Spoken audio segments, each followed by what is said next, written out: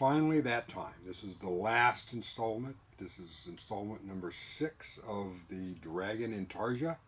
It's actually done, or I'm done with it, for better or worse. It is at this point what it is, and I'll show you that in a minute. I believe in installment 5 I said I was going to show you some sanding. Well, I'm going to do that, and I'm going to go back. I'm going to show you the patterns that I started with, just a brief overview, show you the finished product, and then that's it. Move on to something else, which is always a good thing.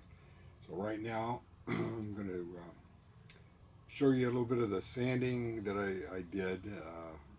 I believe in episode 5 I gave you an overview of the kinds of things I used. I said I was going to get a Guinevere sander system. I got that in, and I'll get it here in a second and show you that. So with that said, I'm going to go ahead and send you right now to the sanding that I did, and I'll be back in a minute.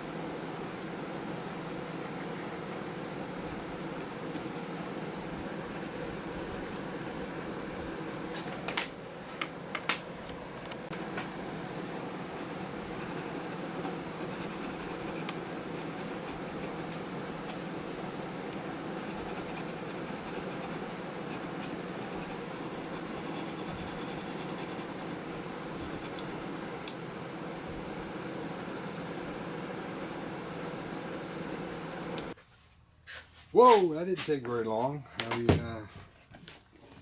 Look at that sanding. So I didn't show you the Guinevere yet, so I wanted to show it to you here. This is what it looks like, made by King Arthur Tools. I'm going to do a review on it, I guess, shortly in a day or two, but for right now I'll just show you this, and then I'm also now going to send you back to how I used the Guinevere to help me with the finishing off of this project. And I do believe that it would have been very helpful, and it would have sped things up a lot had I had this at the beginning of the project and not just in the middle. So again, I'm going to send you back to the sanding. I'll be back in a minute.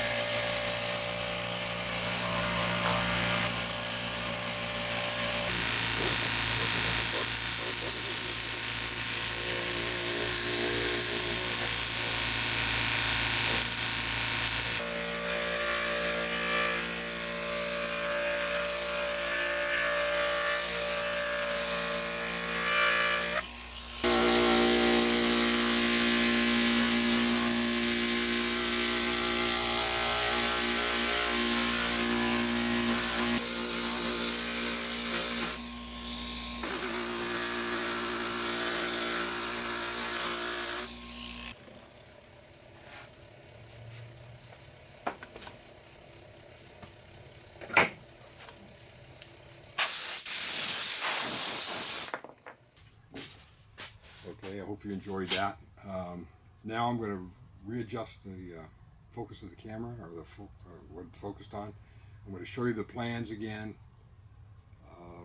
Talk just a moment about some of the issues, or some of the good things and bad things. And then I'll show you the project, and we're done. Okay, so let me turn it off, refocus it, and I'll be right with you. Okay, here's where the pattern came from. It's scroll saw woodworking. It's spring 2015 issue 58. It is called The Guardian is the name of it. And here's the original pattern that came with that, stuck inside that publication. There's the original pattern. I think you can see it. Maybe you can. Anyway, it's called The Guardian, like I said. Its designer is Bruce Worthington. And what I do, as I said before, what I do is I take this pattern, I take it down, I take it to Staples, I have them enlarge it, or in this case I had them enlarge it because I was just going to do the head originally, and then I got carried away, so I went and did the whole project. So this is like, I think a 200% enlargement. I think you can see the whole pattern. Anyway, the problem I had, because I enlarged it, is these lines got thick, and when I cut them out with the scroll saw, it made it a little more difficult for me at my skill level to stay consistent on the lines, because there's a lot of ability to move back and forth within those black lines. But I don't know how else you can enlarge a pattern without enlarging the lines also. I think it worked out okay, but it did cause some issues. So that's basically it. Other than that, it was just a normal problems. I did do one thing. I modified one thing. When I originally stopped, I had just the head from here down. I had this first little section. And what I did is I wanted to give it some depth. So I took this and I lifted it up, which meant this wasn't going to be as snug as you might hope, or you had to try to fit it in. And I did okay. The head looks better, I think, because I lifted it. And I also lifted the tail up a little bit. From here up, I lifted that up out of the body to give it some depth. Of course, this part was raised about another half inch up above the body to give it that depth feel. So that's kind of it. I just wanted to show you the original pattern again versus the one that I actually used, and it made it more difficult. And this has a lot of parts to it. I don't know exactly how much, but there are a lot. So let me go back over and I'll show you the finished product, and I think we're done. I don't know what else I can say about the sanding and the cutting and all that. The problem was the lines were a little thick, so I had a little bit of wavy stuff going on.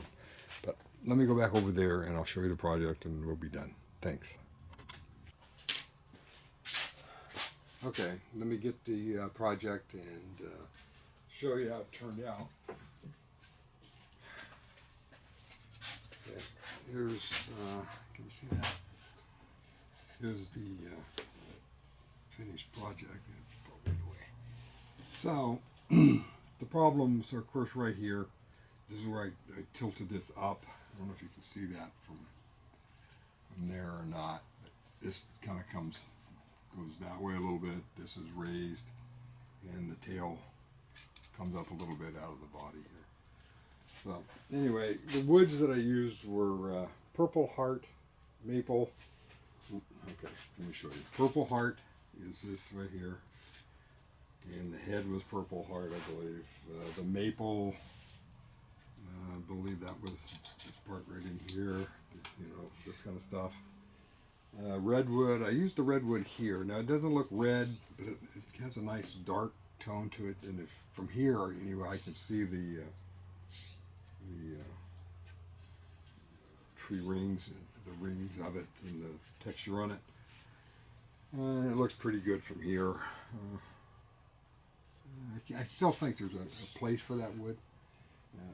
In Intarsia, it's kind of soft, but other than that, it's pretty good.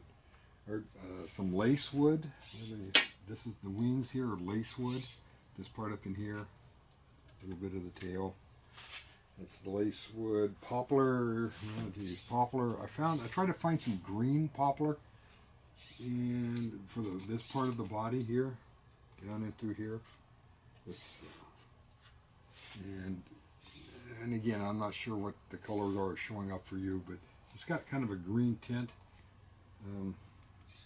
It could have been better, but it turned out all right as far as I'm concerned. Aromatic cedar, we use that a little bit around the outside of the tail here, and at the bottoms of the wings. This here, and this piece there, and a little bit up in there. And that's the aromatic cedar. Of course, you can't smell it now because it's got that coating on there. Alder. I think this was the alder out here, the outside part. Yellow heart is just the eye. And that didn't turn out as yellow as I was hoping, but you can kind of get the feel of that.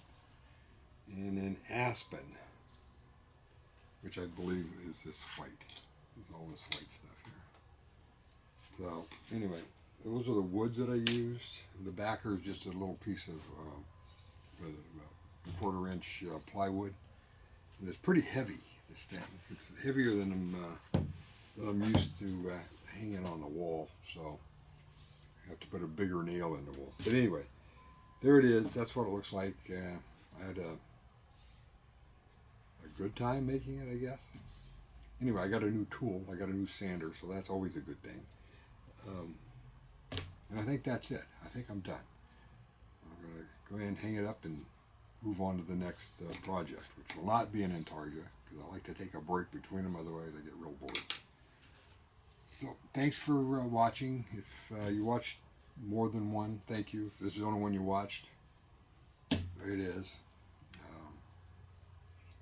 So anyway, we'll see you in the next project. Thanks.